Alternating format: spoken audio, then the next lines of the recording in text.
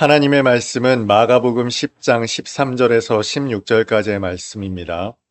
사람들이 예수께서 만져주심을 바라고 어린 아이들을 데리고 오매 제자들이 꾸짖거늘 예수께서 보시고 노하시어 이르시되 어린 아이들이 내게 오는 것을 용납하고 금하지 말라.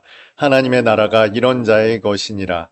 내가 진실로 너희에게 이르노니 누구든지 하나님의 나라를 어린아이와 같이 받들지 않는 자는 결단코 그곳에 들어가지 못하리라 하시고 그 어린 아이들을 안고 그들 위에 안수하시고 축복하시니라. 아멘.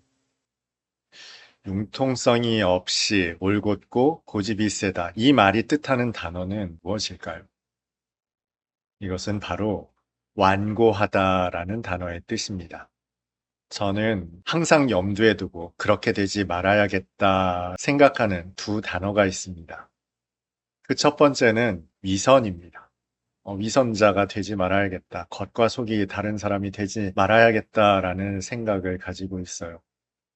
또 한 가지가 바로 완고하지 말자입니다.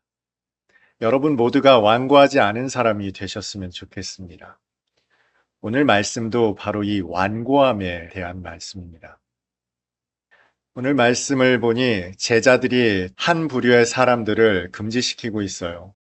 제자들이 예전에도 그런 적이 있습니다. 자신들을 따르지 않으면서 귀신을 쫓아냈던 사람이 있죠. 그래서 주님, 우리를 따르지 않으면서 주님의 이름으로 귀신 쫓는 사람이 있어서 우리가 금지시켰습니다. 했더니 예수께서 금하지 말아라. 우리를 반대하지만 않더라도 그는 우리를 위하는 자다 하시면서 어린아이 하나를 데려다가 이 어린아이 하나를 영접하면 나를 영접하는 것이고 나를 영접하면 또 나를 보내신 이를 영접하는 것이다. 그러니 금하지 말아라 말씀하신 일이 있거든요.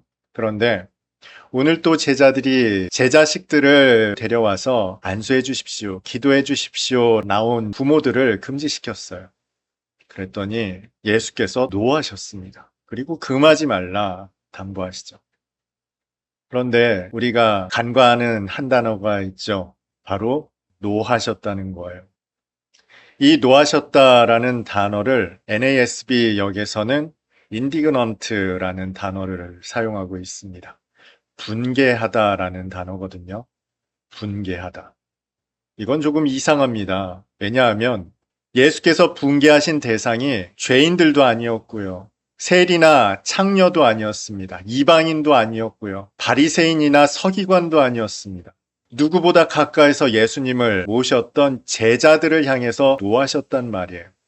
이 인디그넌트라는 단어가 언제 사용되냐면요.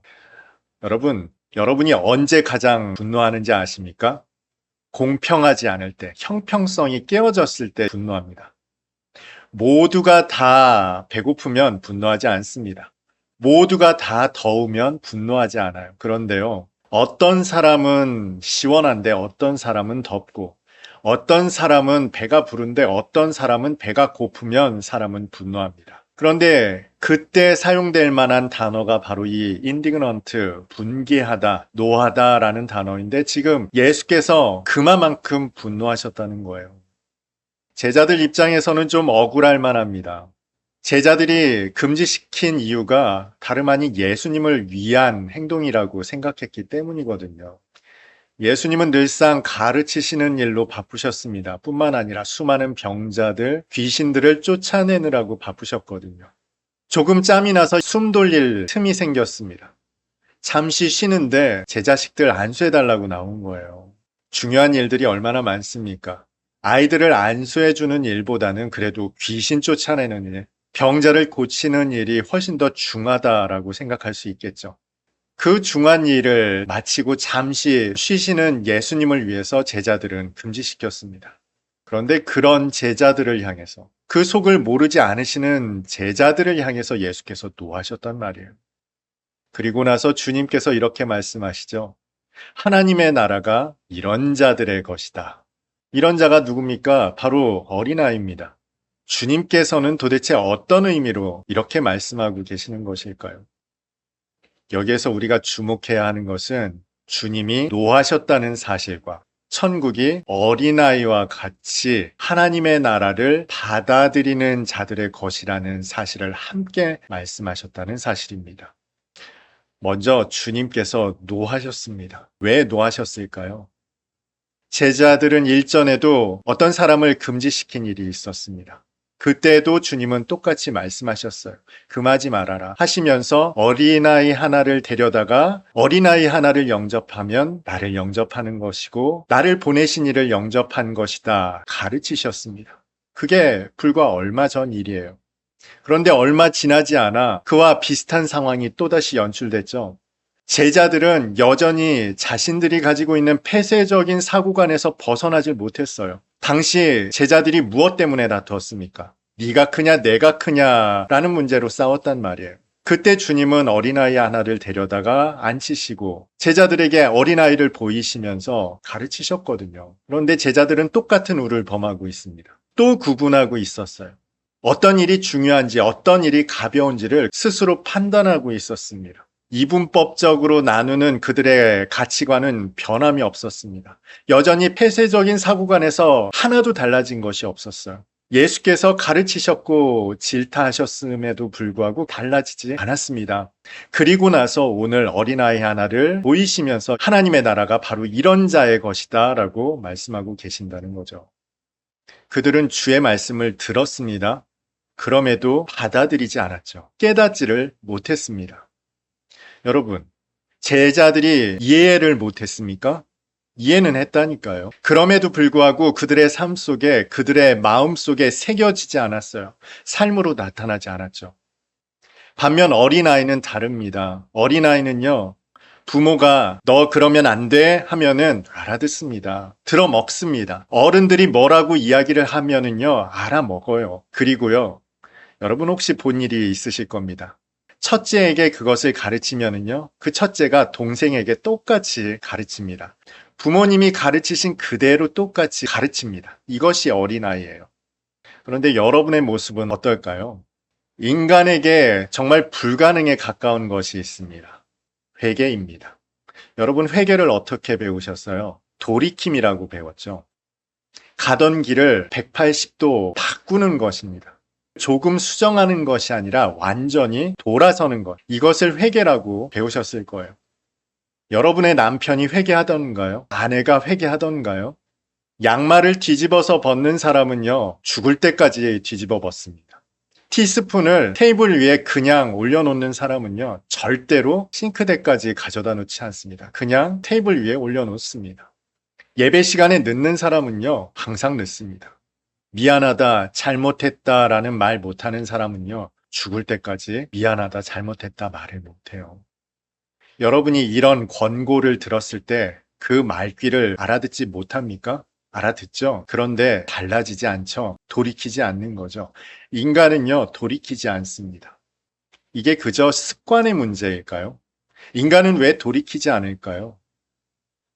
왜냐하면 인간은 죽으려고 하지 않기 때문에 그렇습니다. 왜 미안하다고 말 못할까요?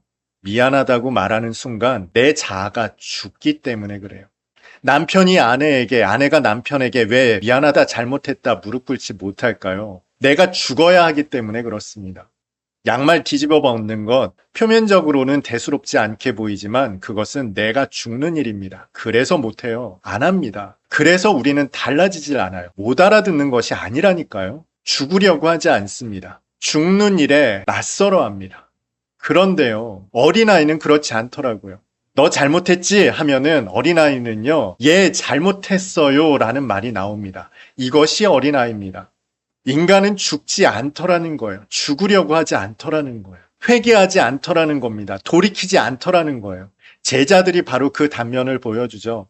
예수께서 어린아이 하나를 영접하면 나를 영접하는 것이다 가르치셨어요. 못 알아들었을까요? 알아들었어요. 그런데도 불구하고 그들은 폐쇄적인 관점에서 한 걸음도 나가질 못했습니다.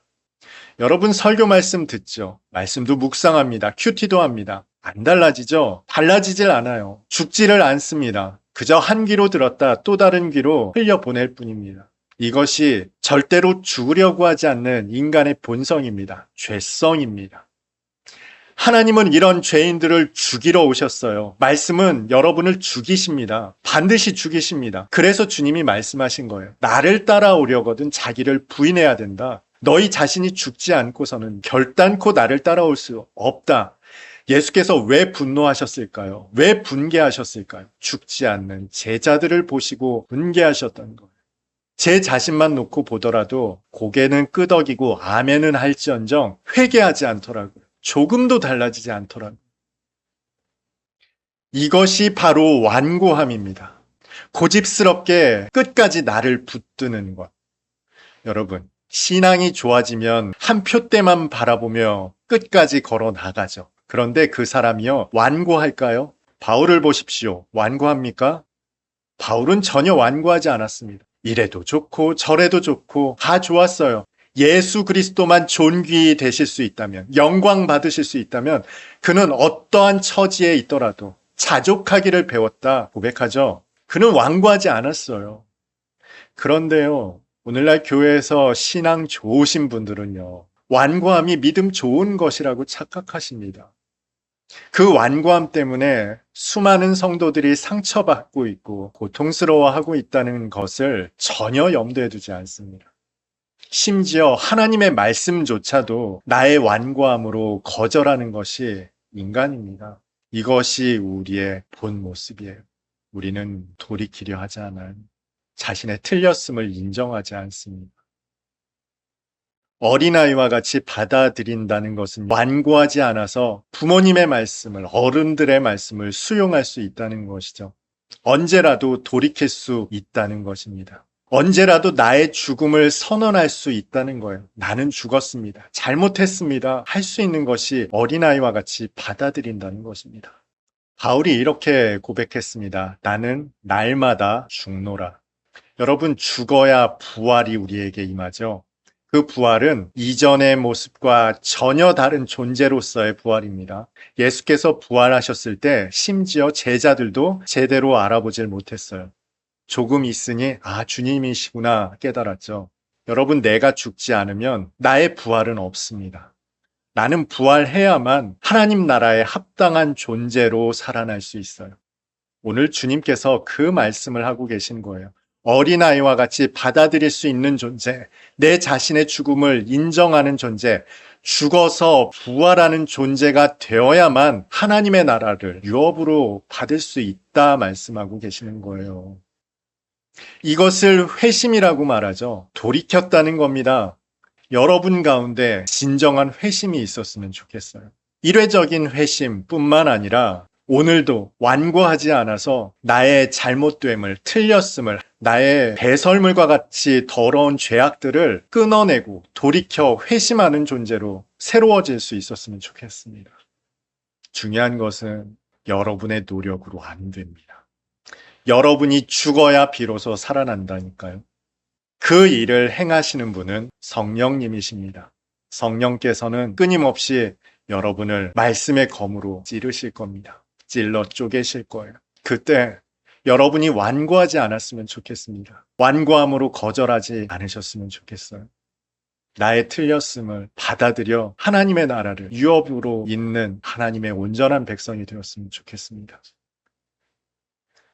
여러분이 그 자리에 머물러 계신다면 주님께서 노하실 거예요.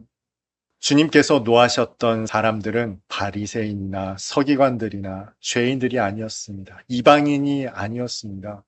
제자들이었습니다. 주의 말씀이 여러분을 조명해 주실 때 완고함에 머무르지 않고 온전히 받아들임으로 어린아이처럼 하나님의 나라를 사시는 저와 여러분 다 될 수 있기를 주님의 이름으로 축복합니다.